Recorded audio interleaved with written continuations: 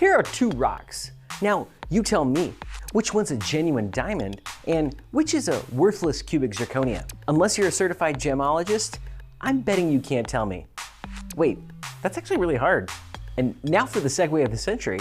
Doing voice of customer research leads to the exact same problem. Even when you go through the effort of digging up all the rocks, it's hard to sift the real gems out from the glittery trash. Unless you're an expert, that is.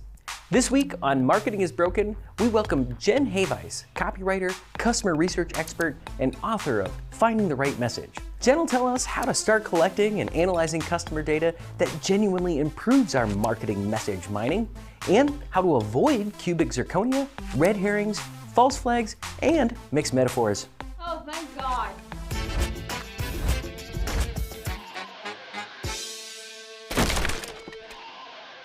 Welcome back to Marketing is Broken, the weekly talk show that's neatly sidestepping the quagmire of ethical issues around diamond mining in order to keep it light. Today, I'm chatting with Jen Havice, a conversion copywriter who specializes in messaging.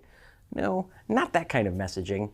The kind where you ask your customers meaningful questions, then use their answers to shape the way you present your product. This isn't the first time you've heard, talk to your customers. And it's probably not the first time you've said it either. Customer research is the emperor's new clothes of marketing.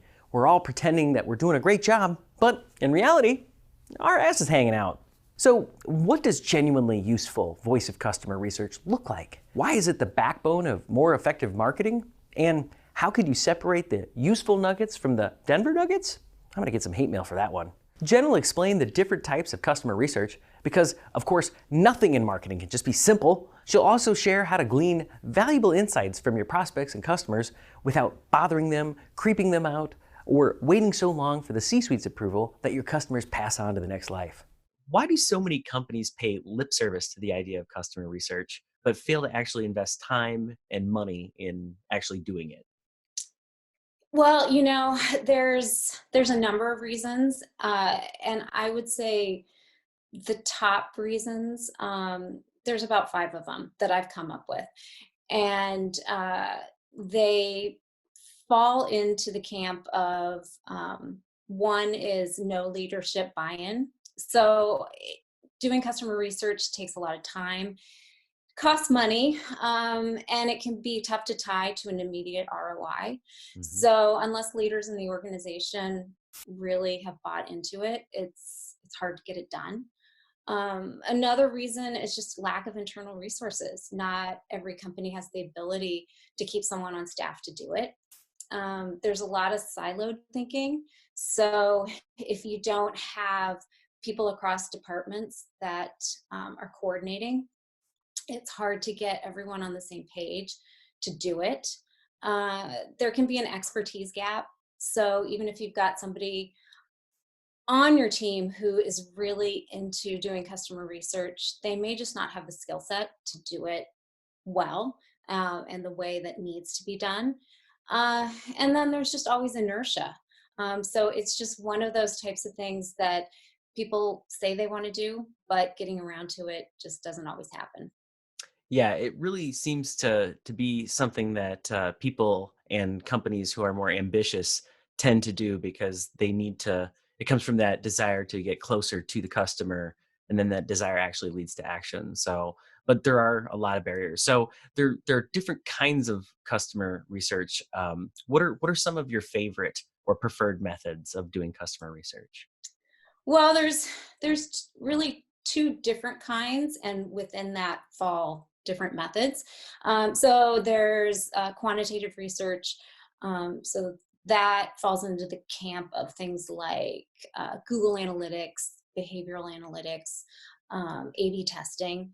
And those are really terrific for helping you understand what's happening, where the bottlenecks are, what's going wrong. And then there's qualitative research, which is the area that I enjoy the most and I'm probably the best at. And those are things like doing open-ended surveys, voice of customer research, interviews, things like that. And that really tells you the why. So why things are happening, why people are doing the things that they're doing. That's great. I think I have to confess that probably one of my biggest or most favorite pastimes is reading open-ended survey responses. It's probably, I could just, it's like Netflix for me. So, Totally. They're great. all right. Last question here. If my company has a limited budget for research, how do we get the most bang for our buck? I would say just start talking to your customers. Even if it means getting your salesperson or your sales team on board to ask a few questions at the end of a sales conversation, if possible, with new prospects, or even doing something as easy as asking a question at the end of an email in one of your drip campaigns, where you're throwing it out there to find out why people are coming to you, or if they're open to having a conversation with you, so that you can find out a little bit more about your customers. So those are some of the things that you could do. And then beyond that, I would say, hire an expert who can give you a plan, kind of assess where you are and give you a process for doing it. And then you can take it from there. That's great advice for our fans. Jen Havice, thank you so much for your time. Thanks. It was great. I appreciate it. Thanks so much for being here, Jen. I think it's clear now that we all need to ask not what our customers can do for us, but what we can ask our customers, or something like that. Leave us a comment answering the question, what's the most important thing to you in a weekly marketing show? Hey, it's Josh from Brandish Insights. Thank you for watching Marketing is Broken. If you like this week's episode, please click below to subscribe or check out other episodes.